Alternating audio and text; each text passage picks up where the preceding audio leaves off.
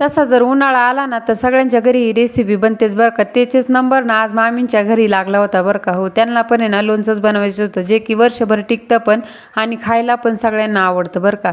त्यासाठीच मामींनी ना सगळी तयारी करून ठेवली होती, पण म्हटलं चला थोडीफार मदत करूया मामीला आपण। त्यामुळेच ना मी गेले होते बरं का खाली लोणचं बनवायला।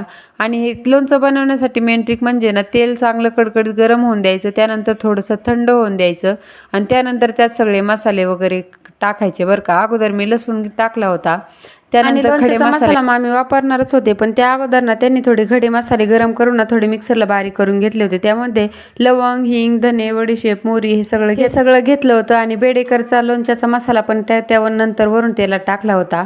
एवढा छान कलर आला होता ना त्याला, थोडंसं तेल गरम होतं ना म्हणूनच छान मिक्स झाला होता बरं का तो।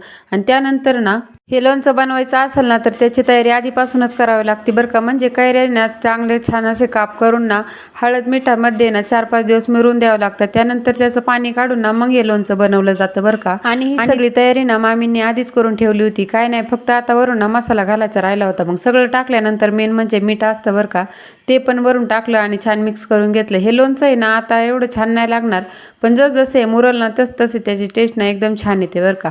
त्यानंतर मग संध्याकाळी काय नाही जेवणामध्ये आज मसाले भातच बनवला होता, कारण यांनी आज मटकी भेळ घेऊन आले, त्यांची की मला खूप आवडते ना। असा होता आजचा व्हिडिओ, आवडले तर नक्की सबस्क्राईब करा।